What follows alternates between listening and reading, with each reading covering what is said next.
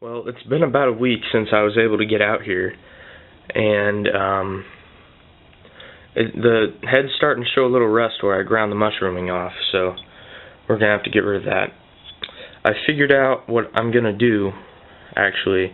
I'm going to sand this really nice patina off, and then just to make the entire surface even, and maybe do a little bit of etching in the process. So, yeah, let's get started. Okay, so here we have the blade, or bit, whatever, mostly cleaned up. So now what we're going to do is I wanted to do a little bit of acid etching. I don't know if you can see this, but right, come on camera.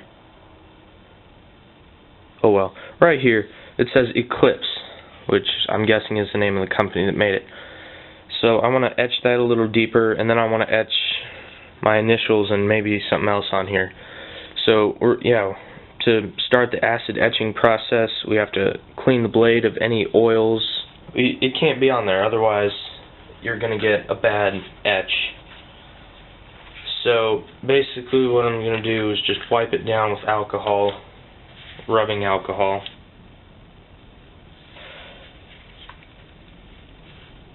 Crap, I spilled a ton. And I also have rubber gloves on so that after I do wipe this down, I don't get more fingerprints on it. Smart. So that should be a pretty good cleanup of the fingerprints. I did most of the whole thing, but really I just need to do this side for my etching. I'm going to throw that away. Alright, so now what we're going to do is we're going to take some standard distilled white vinegar, and we're going to pour it into this little cup here. But not too much. You don't need a whole ton, just a little bit.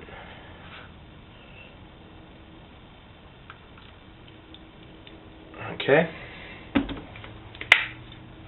And then what you're going to do is you're going to take this little salt packet, or just some salt, and you're going to tear it open and dump it all in there.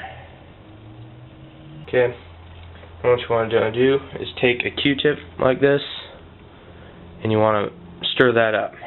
So get a good stir going. Alright, and then once that's stirred up, just leave the Q-tip in it to soak, because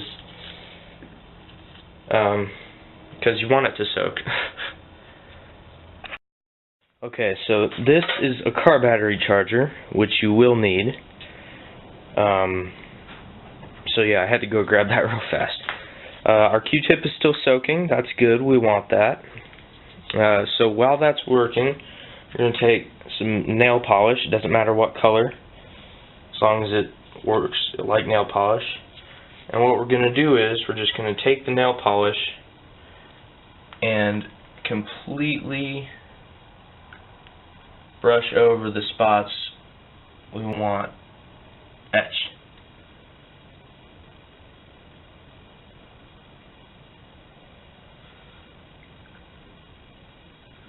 And do a little extra just in case you screw up or something like that.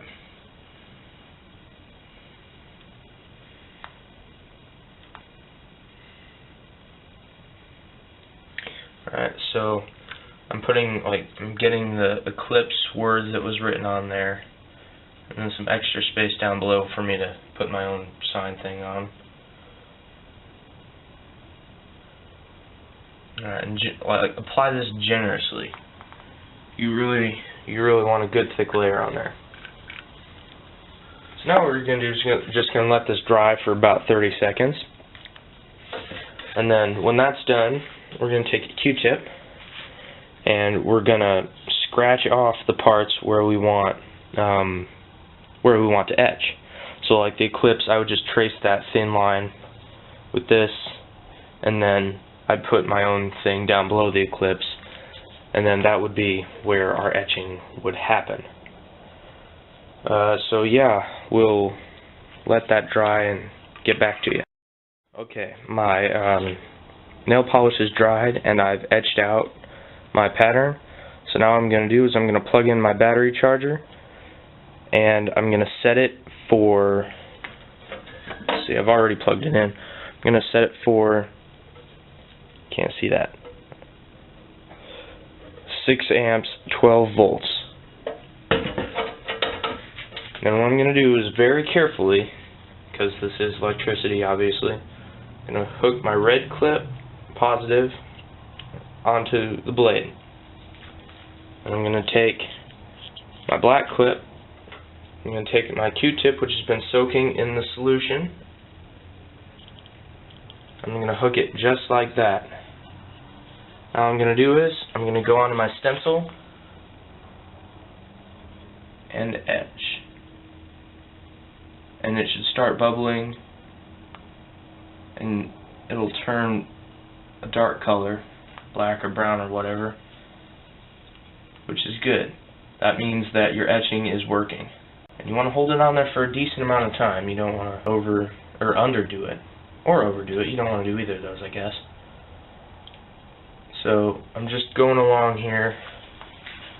I don't know how well you can see that up there on camera. And another thing you don't want to do is you don't want to touch the copper black terminal to the axe head, because that will short it out and throw sparks, and it's not a good thing to do. We're back. I'm done with the acid etching. That took actually a lot longer than I thought it would. This top part here is the word that was originally there, which says Eclipse, and then that is my initials, and then that is supposed to say 2014, but it kind of got screwed up a little bit, so oh well, can't do much about it now. I'm going to use a wire brush mounted in a drill. There, you can see that. I'm going to just use that to get rid of some of the excess stuff I couldn't get with the sander.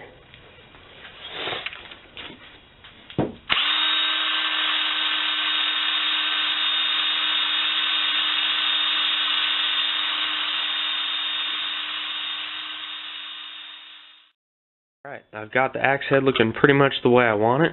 The wire wheel and the drill actually did a really good job, better than the sander even. It's not a mirror polish or anything like that, but I really don't want it to be. It's not too dark, not too shiny, and I'm really liking the way this looks. So now, with this done, we need to work on the handle. And I went out and bought the handle, and what I did was, I wedged the head onto the handle, and you can see all these spots where it was too tight and rubbing against it. So what I'm going to do is I'm going to take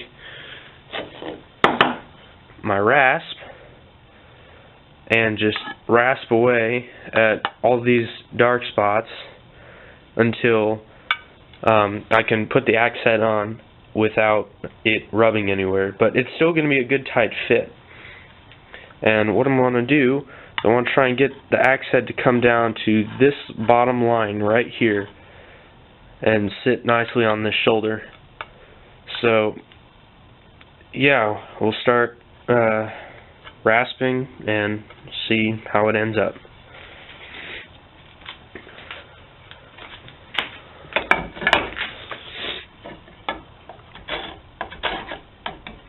And on this you want to do just push strokes, you don't want to do pull strokes.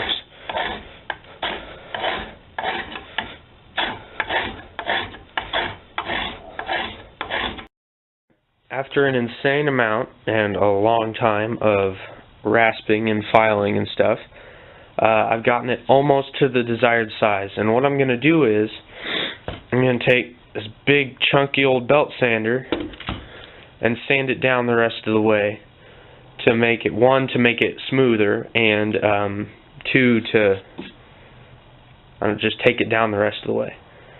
So I'll do that and we'll get back to you. Alright guys, so I've gotten the axe to where I can wedge the head on about that far, which is, you can't really see it well on the camera, but almost down to the line we want it to be at, right there. So I wedge that on by hand, but now what I want to do is I want to whack it on with a hammer, and it's not the way you think. I'm going to go back here to see if I can be in camera. What I'm going to do is I'm going to hold the axe upside down, but the head is not going to be on the ground. I'm going to hold it upside down like this, take a mallet, and then just whack the handle like that. And what this does is it drives the handle into the head, and it's a lot more efficient than just pounding it like that.